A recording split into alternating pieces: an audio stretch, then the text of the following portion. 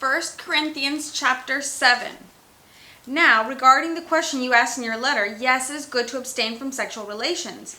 But because there is so much sexual immorality, each man should have his own wife, and each woman should have her own husband. The husband should fulfill his wife's sexual needs, and the wife should fulfill her husband's needs. The wife gives authority over her body to the husband, and the husband gives authority over his body to his wife. Do not deprive each other of sexual relations unless you both agree to refrain from intimacy for a limited time, so you can give yourselves more completely to prayer. Afterward, you should come together again so that Satan won't be able to tempt you because of your lack of self-control. I say this as a concession, not as a command, but I wish everyone were single as I am. Yet each person has a special gift from God, of one kind or another. So I say to those who aren't married and to widows, it's better to stay unmarried just as I am. But if they can't control themselves, they should go ahead and marry. It's better to marry than to burn with lust. But for those who are married, I have a command that comes not from me, but from the Lord. A wife must not leave her husband. But if she does leave him, let her remain single. And the husband must not leave his wife. Now I will speak to the rest of you. Though I do not have a direct command from the Lord, if a fellow believer has a wife who is not a believer, and she is willing to continue living with him, he must not leave her. And if a believing woman has a husband who is not a believer, and he is willing to continue living with her, she must not leave him. For the believing wife brings holiness to her marriage, and the believing husband brings holiness to his marriage. Otherwise, the children would not be holy, but now they are holy. But if the husband or wife who isn't a believer insists on leaving, let them go.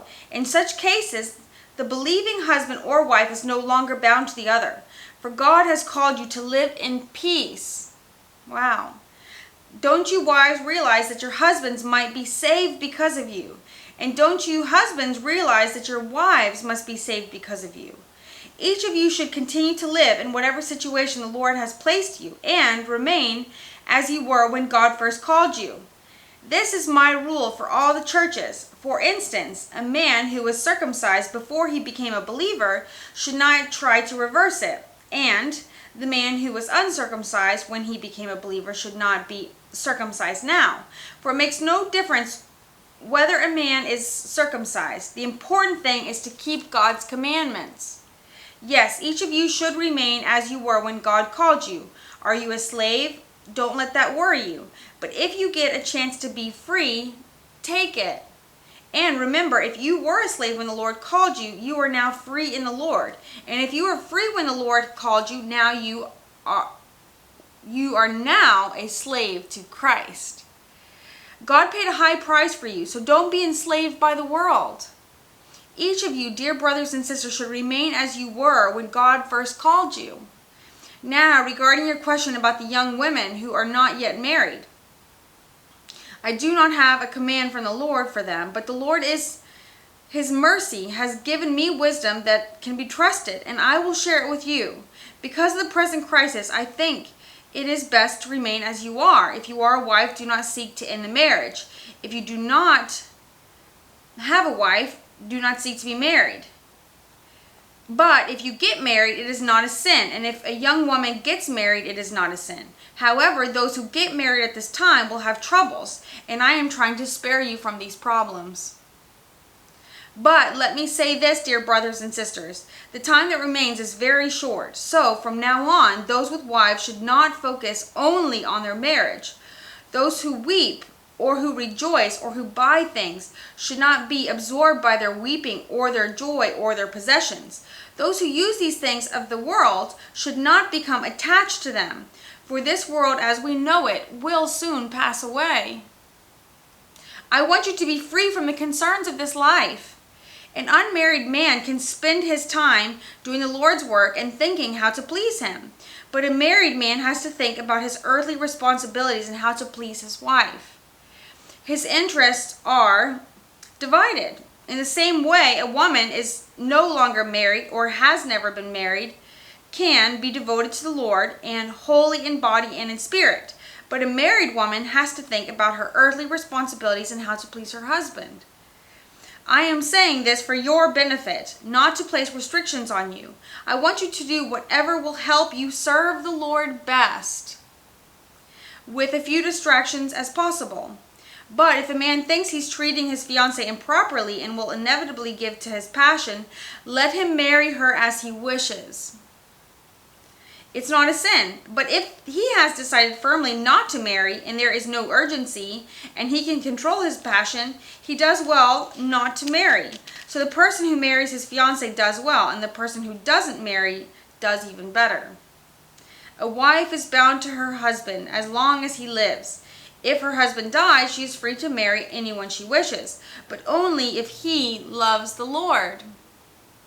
But in my opinion, it would be better for her to stay single. And I think I'm giving you counsel from God's Spirit when I say this. Chapter 8 of 1 Corinthians. Now, regarding the question about food that has been offered to idols. Yes, we know that we all have knowledge about this issue. But while knowledge makes us feel important, it is love that strengthens the church. Anyone who claims to know all the answers doesn't really know very much, but the person who loves God is the one whom God recognizes. So, what about eating meat that has been offered to idols? We all know that an idol is not really a god, and that there is only one God.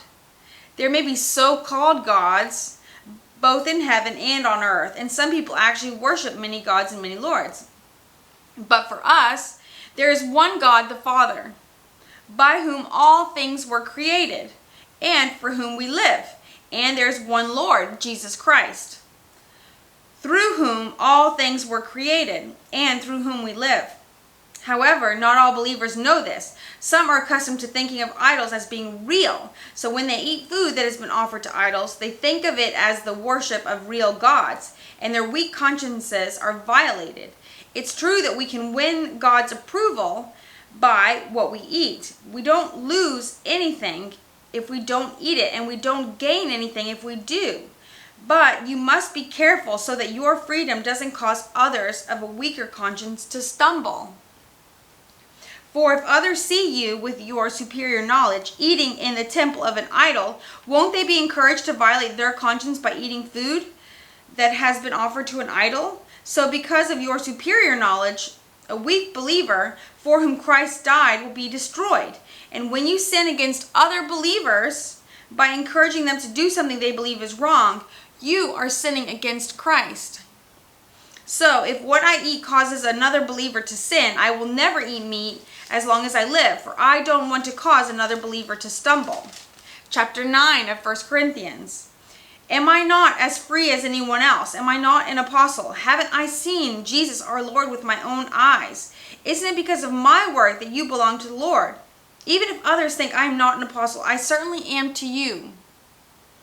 You yourselves are proof that I am the Lord's apostle. This is my answer to those who question my authority. Don't we have the right to live in your homes and share your meals? Don't we have the right to bring a believing wife with us, as the other apostles and the Lord's brothers do, and as Peter does?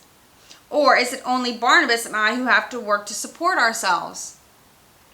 What soldier has to pay his own expenses? What farmer plants a vineyard and doesn't have the right to eat some of its fruit? What shepherd cares for a flock of sheep and isn't allowed to drink some of the milk? Am I expressing merely a human opinion? Or does the law say the same thing? For the law of Moses says, you must not muzzle an ox to keep it from eating its treads while it treads out the grain.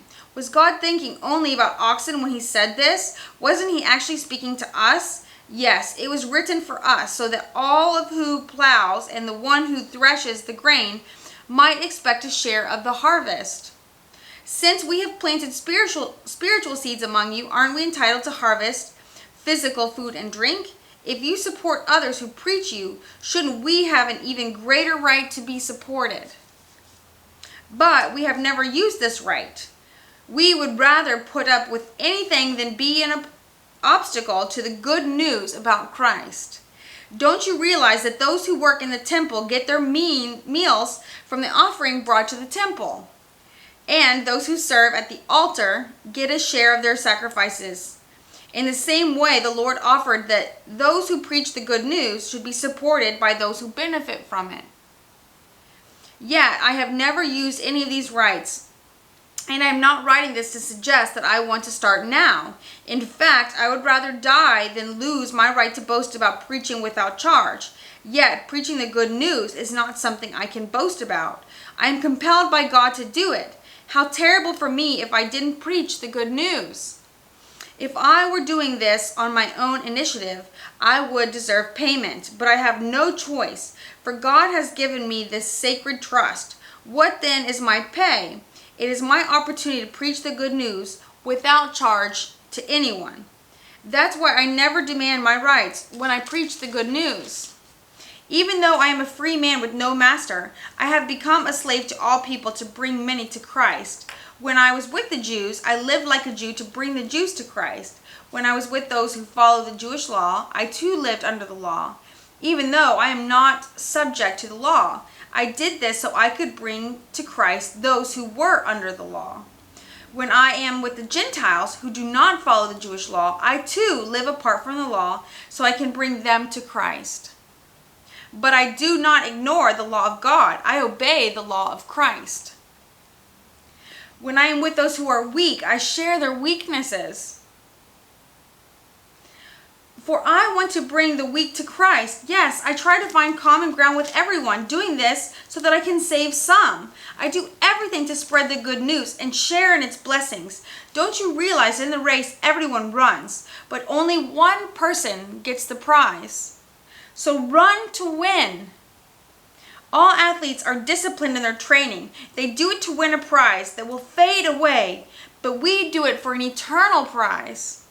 So I run with purpose in every step. I am not just shadow boxing. I discipline my body like an athlete, training to do what it should.